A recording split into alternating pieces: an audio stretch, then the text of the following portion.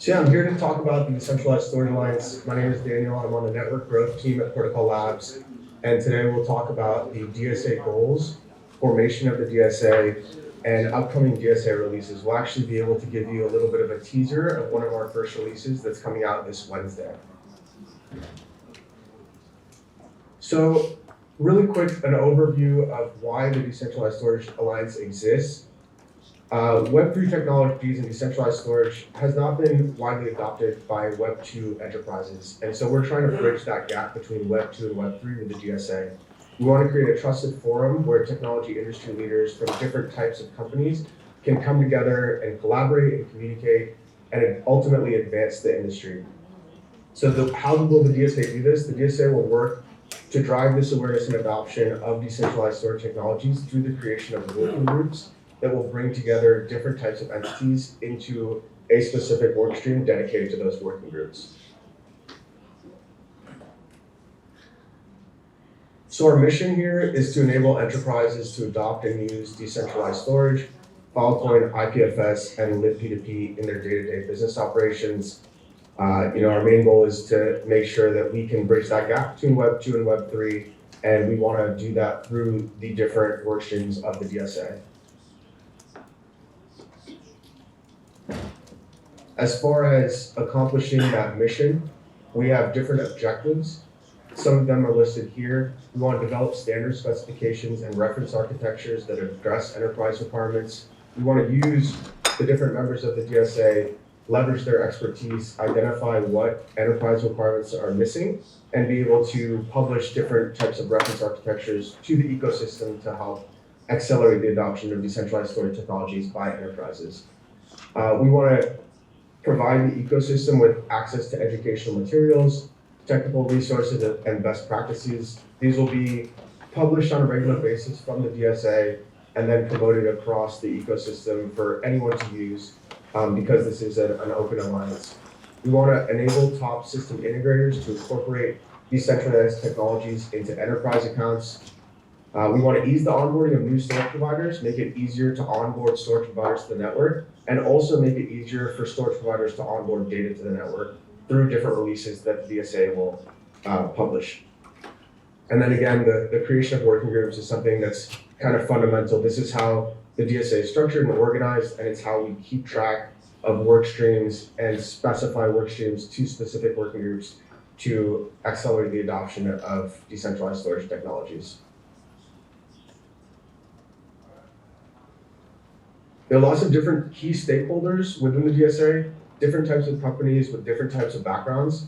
We have hardware vendors like Seagate and AMD and Supermicro. These hardware vendors are able to gain access to a massive emerging marketplace with our over 4,000 storage providers in the network in 44 different countries. They have direct access through these different publications that will be recommending their hardware to the ecosystem, so they can kind of drive that conversation into their specific technologies. System integrators that are new to the space will be able to gain a deeper understanding of decentralized storage technologies by working with us within the context of the DSA.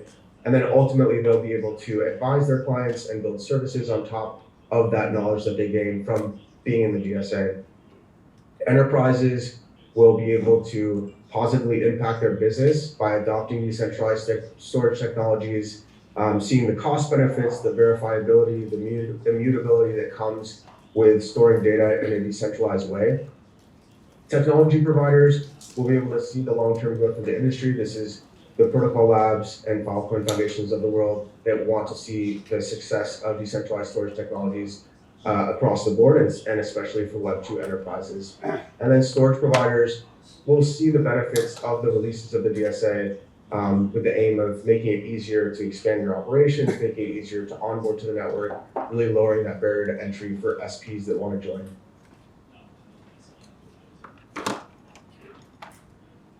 So that was kind of a high-level overview of the DSA and the DSA goals.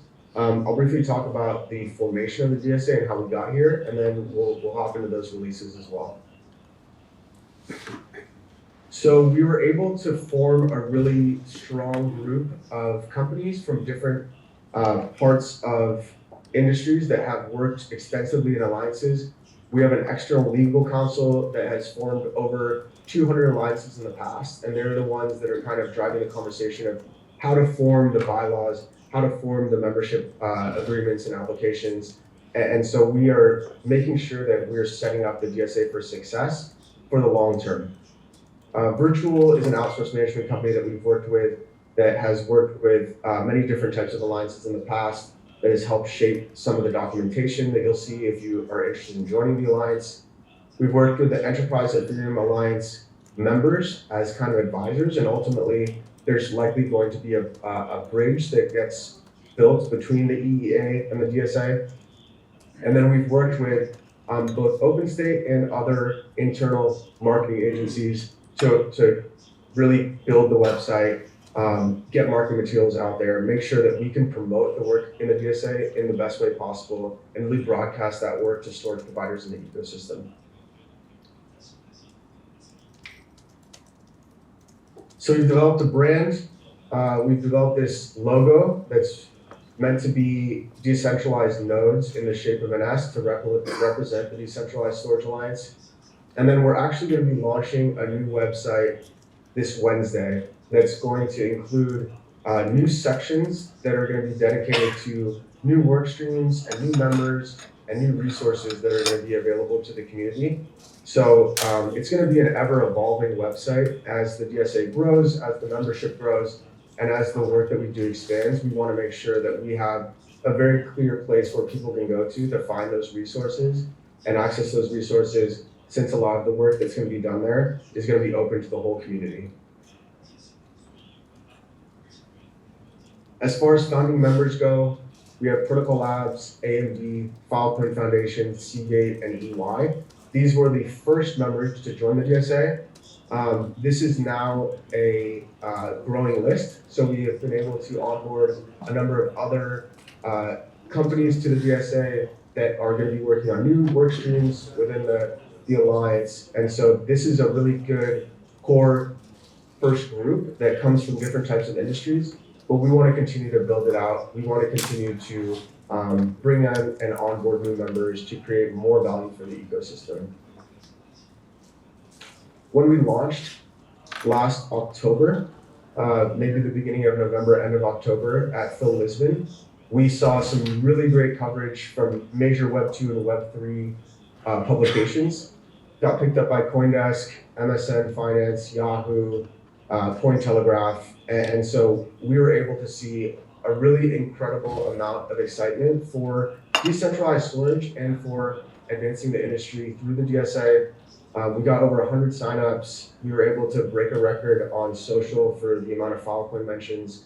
And so it's just really validating and great to see the amount of positive feedback that we got from that launch that shows that there's a lot of interest in this space, and that with more resources and more people working on this together, we're going to really be able to take some really important and big steps forward. Hopping over to the releases and how we work on these releases within the context of the Decentralized Storage Alliance. So top level, you have the DSA, and then as mentioned before, you have a number of different working groups. The main working group that's working right now is the Enterprise Architecture Working Group that focuses specifically on hardware and reference architectures for the ecosystem. And so the core members of that working group are AMD, Seagate, Supermicro, Supernational, and other similar types of hardware vendors that are working on specifications for storage providers and for the Filecoin network.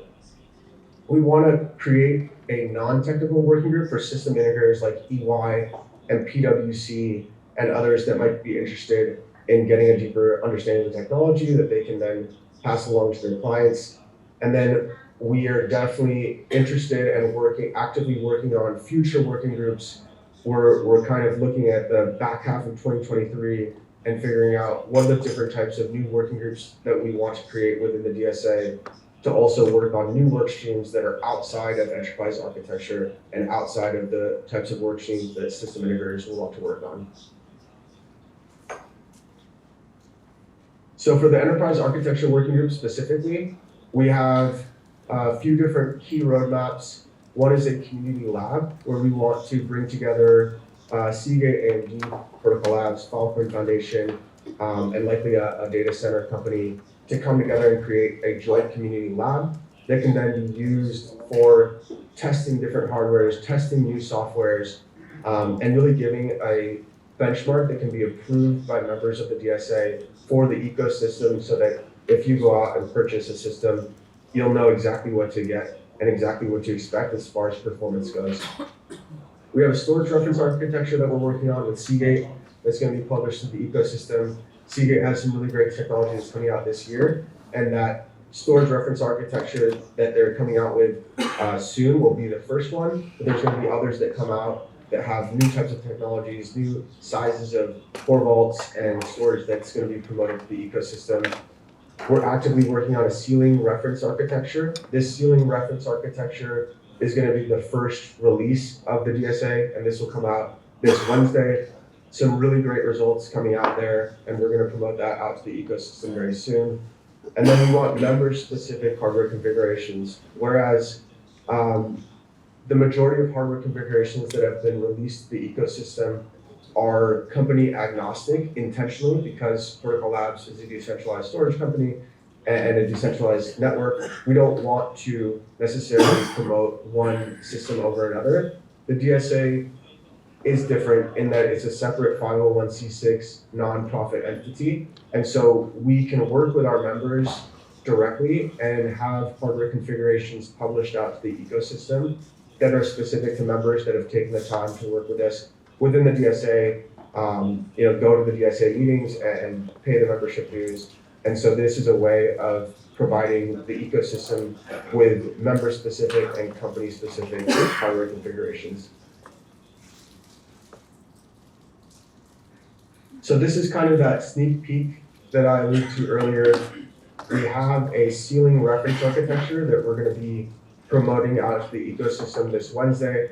And this is just a really good example of ways that work within the DSA can impact the whole ecosystem and can help storage providers, it can help software providers and hardware providers really kind of come together and create some really great products and releases and results from working on decentralized storage technologies together. So we have here some numbers. On the left is what are some benchmarks for the current system, current hardware configurations, and current software.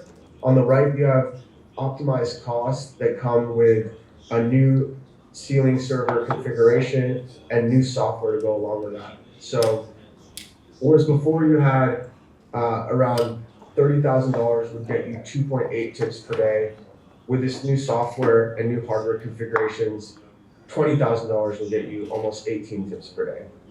So it's really a up to 90% cost reduction as far as ceiling server costs go. And if you look at that and kind of calculate that those servers would last you for 2 years, and you calculate that down to the ceiling server cost per tib, it's $14 compared to $1.50.